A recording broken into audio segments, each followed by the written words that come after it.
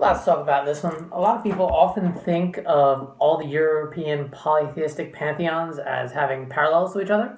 And though there are many parallels, that can oftentimes be a sign of a pre programmed pattern in human society, or as primitive people with primitive technologies, it's very easy to explain certain things in certain contexts, as in the proliferation of gods of thunder.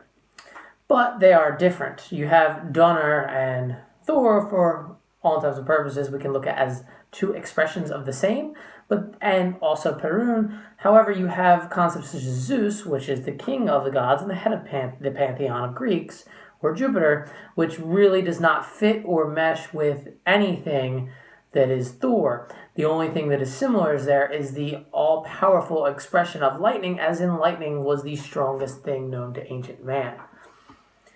You can look at these concepts through a biological filter, as in convergent evolution. You can look at convergent evolution. An explanation of such would be how multiple different lines of species and of evolution have come to the same solution.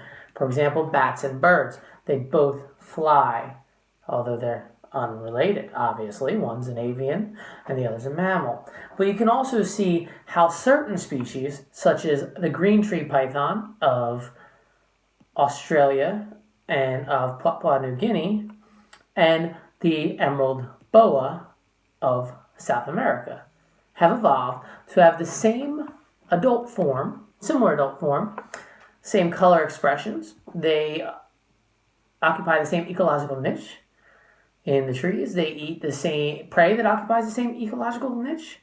And what's really bizarre about those two is that even their young, their neonatal phase, are born yellow or red and shift colors to green as they're adults. So these species in the wild look identical, but they are 10,000 or more kilometers apart and show no more relation than a cobra and a crate. So it's very interesting to see that convergent evolution has these same answers to the same problems. So using that biological filter, we can look at the gods. Now, it is true that many of the pantheons came out of Proto-Indo-European.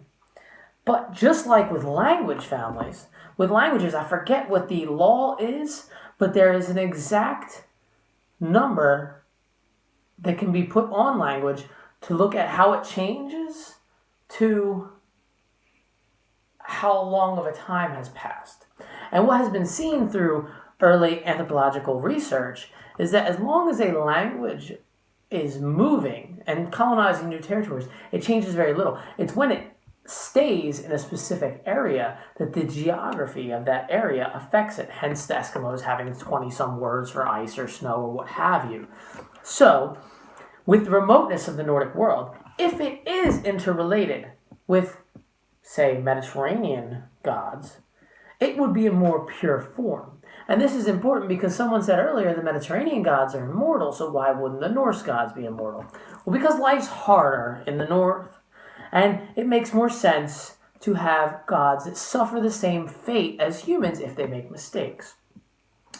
Now, I was saying it was a more pure form, and this is possible and a probable theory because as the ice sheets were receding, man continued to move up north.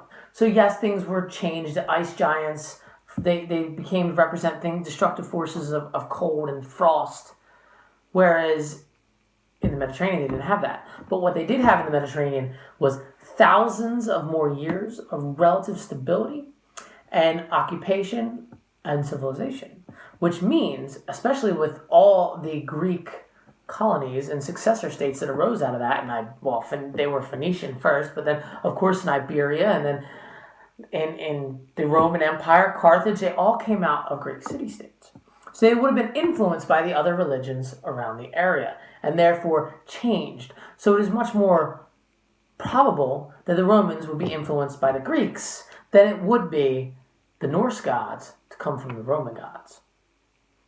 Now, you can see this in many ways. Of course, there's going to be shared stories, and of course, there was trading that went on, but Just because they are similar does not mean they are the same thing. Even if they came from the same root 70,000 years ago when mankind came out of Africa, it does not mean they are the same. They do share elements of culture, but those elements of culture are shared across the world by all societies. It's just something to think about when we look into terms of the interrelatedness of the polytheistic pantheons.